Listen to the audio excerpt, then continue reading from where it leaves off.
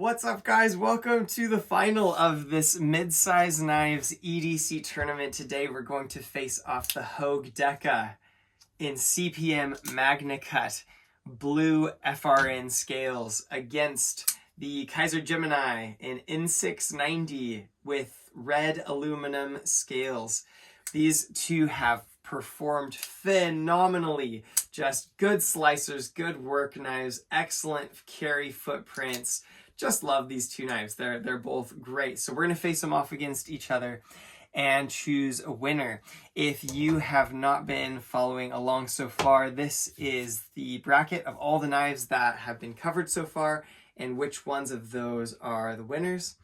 And because I may have forgotten on some of the episodes to put up the relevant details, these are all the details that I care about, sort of my personal preferred specs on the pocket knives that I have tested so far in all the tournaments. Anyway, these are fine sharpened, and I'm going to put both of them in my pocket for one at the same time for the next week and see which one I grab for and enjoy more. Back after the final week of carry in this mid-size knives tournament, and today we compare the Hogue Deka with the Mojave exclusive aluminum handled Kizer Gemini. These have been two favorites and they are wonderful knife designs. I love the ergonomics and the grip and the sort of work knife feel. I know it's by Alan Elishewitz and he sort of does sort of combat utility inspired stuff. Sometimes it reminds me a bit of like a folding K-bar Becker sort of vibe. I think the long clip on this reminds me of my BK7 and also the no nonsense ergonomics. Obviously you've got different utility here because you just want to get a grip, where in a Becker you'll have some swell so you can chop and have it retained in your hand. But very cool knife, the Hogue Deka. Very, very well done, Elishewitz and Hogue. I quite enjoyed it. And the Kizer Gemini is all things smooth and satisfying. It's just a beautiful Ray Laconico design. Light as a feather. One of the best detents I've ever felt. And this black coated blade is just beautiful. And the design flow to me has not gotten old. At first I'd look at it and think, oh wow, it's like really simple. But over time I just noticed the contouring all has purpose and the blade shape is really, really useful. And I have just absolutely loved this Kizer Gemini. So what does it come down to? I sharpened these both with fine edges, and these have both performed phenomenally with a fine edge. I love both of them. I took them up to Shapton Glass 8K and refined that edge on the Shapton Glass 8K, and then took them back to the Veneve 3 to 5 micron OCB Diamond Waterstone and just skated them edge trailing across that with really light pressure to sort of bring some of that grab back without forming that burr that you can sometimes get on diamond stones.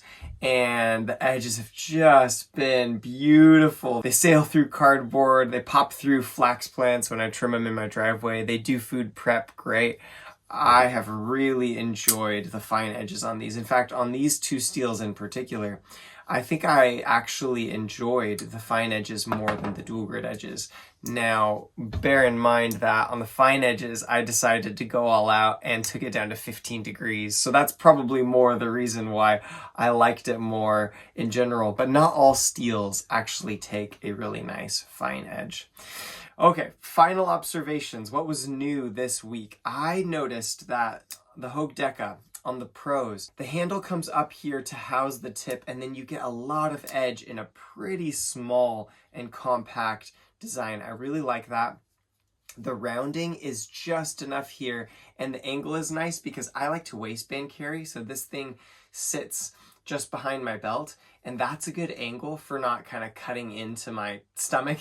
And also the rounding is enough that you barely feel this thing on your waistband. And that's actually important to me, especially if I'm gonna go out into town or go into a public building. I'll want to carry a knife in my waistband, not freak people out. The Hogue Deka, the shaping, has been really good for waistband carry. The action and getting the thing in and out is really nice. It's broken in, so I haven't noticed any more lock stick. The lock stick is completely gone after 2 weeks. When I first got it, it kind of popped and chunk, kind of came out of there with a bit of a chunk and didn't really want to disengage. But at this point, it feels good. It feels about the same as most Benchmades that I've had. I think the Benchmades that I've had have been a little smoother than this, to be honest, but it's getting close, and it's close enough. Things that people sometimes complain about is that the axis lock sort of face here is kind of sharp, and the thumb studs are kind of big. I didn't end up having any problems with that, although I do like when thumb studs are back away a little bit and maybe a little bit smaller, but I didn't have a big problem with it. I actually liked how stiff the axis lock spring is and how sharp the edges of this are, because what it means is that you can confidently take one finger and disengage it, and then you kind of can treat it more like a button lock. And there are certain times where you're working with something where it's kind of nice to not have to like monkey around and get both of your fingers on the thing, but you can just kind of grab with your thumb and open it up and close. I actually really liked that about it, and I don't really mind the sharp edges never caused a problem for me. I love MagnaCut steel. I'm excited to try some that's a bit harder, of course, but this was great performing steel and easily one of the most beautiful experiences I've had with a fine edge on a stainless steel. Is very, very, very nice. The Kizer Gemini was noticeably thinner behind the edge, and that flat grind is so beautiful, and so the slicing efficiency was much better on the Kizer Gemini. This is probably a silly thing to say, I guess, in a review, but when you set the thing out on a table and just look at it, it just makes me happy in terms of like the design is so sort of simplistic and classy that every time I look at it, I'm like, oh, I like that knife.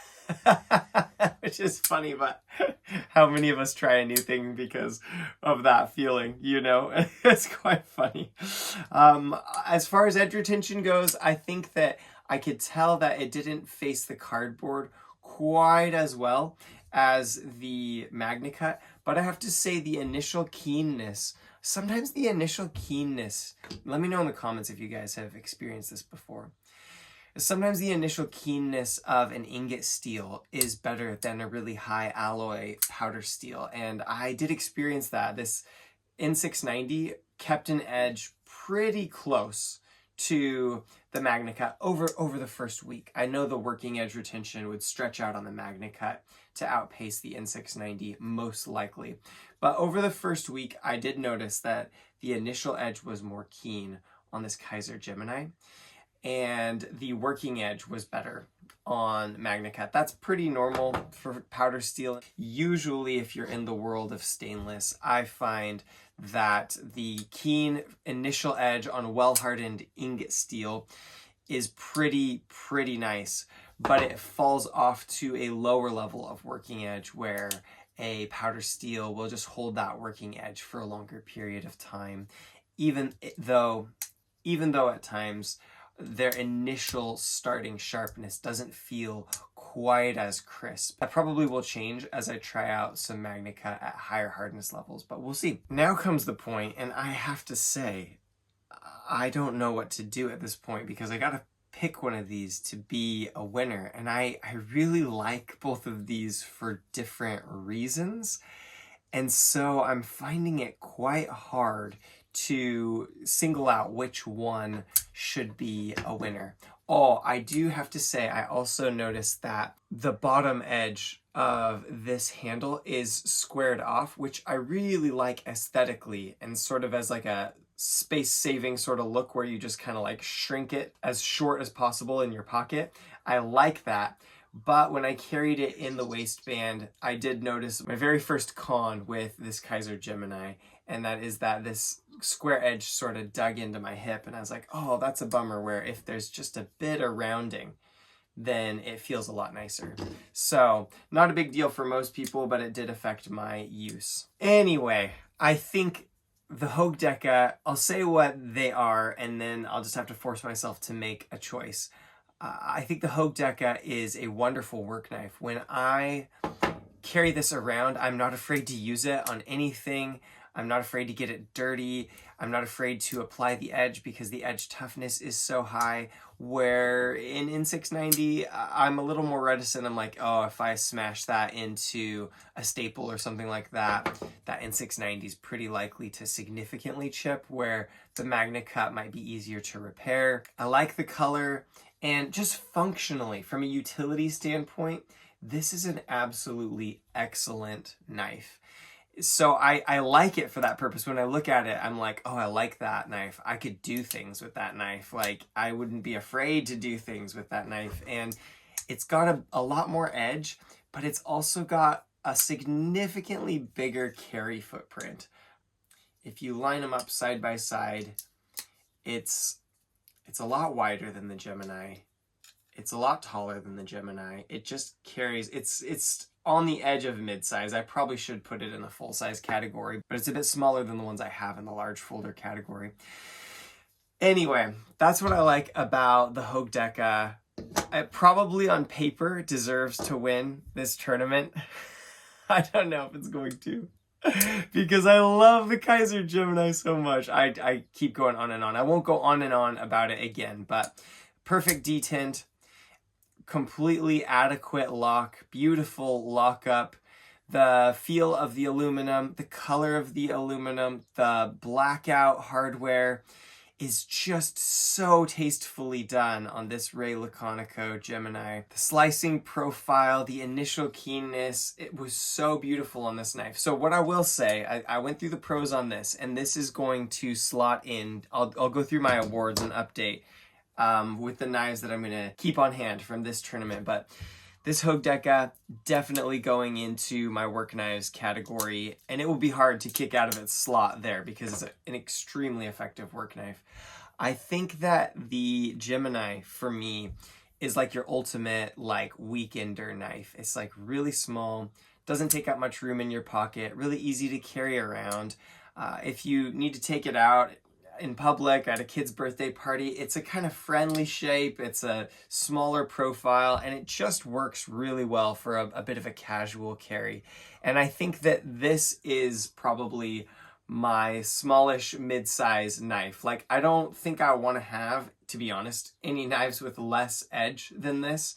I don't find them to have quite enough utility, but I do want to have something that is this size, because this is like the smallest size that I find useful, but I find it extremely useful for its size and extremely, extremely comfortable and carryable. So I think the Gemini is going to take the weekender slot. I'll go through more details in a moment. When it comes to the winner of this tournament, I think that my brain says Hogue Deka should win this tournament, but I think that my heart says I like the Kizer Gemini better. And so I'm going to declare this. I'm just choosing this in this moment. I'm just laughing at myself. I'm going to choose this as the winner of this tournament. It's a beautiful knife. I just like it. I'm just going to choose it because I like it. I like this as well. Like, there's so much about this that I like as well. It's sort of like everything I was looking for 10 years ago, you know, in 2015. And that there's reasons why I was looking for those things. And it's a wonderful knife. And I'm going to keep it and work with it. And I like it. But I kind of love the Kizer Gemini, guys. Maybe you're tired of hearing about it at this point, but it wins. It's going to win the tournament. Okay, guys, so this has been the Hall of Fame from these EDC tournaments so far.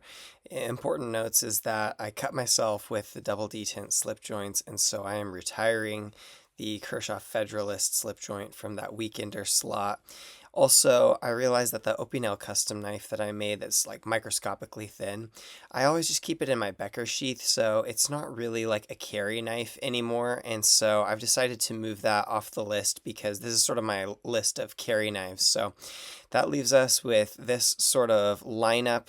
The Streamlined Worker, CJRB Pyrite, Enduring Edge Worker is the Blank Blades 10V Cleaver, Real Steel G-Slip is in the Slicers, and Civivi Imperium and the Leaf-shaped 10V blade are in the Formal. These are all just sort of uses that I have for knives in my everyday life.